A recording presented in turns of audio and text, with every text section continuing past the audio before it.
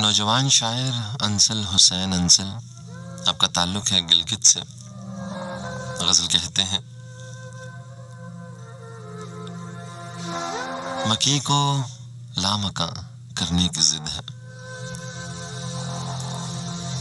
मकी को लामका करने की जिद है, ज़मीं को आसमां करने की जिद है।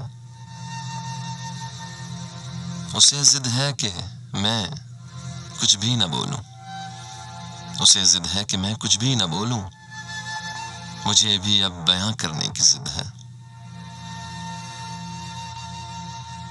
मोहब्बत में बचाना चाहता हूं,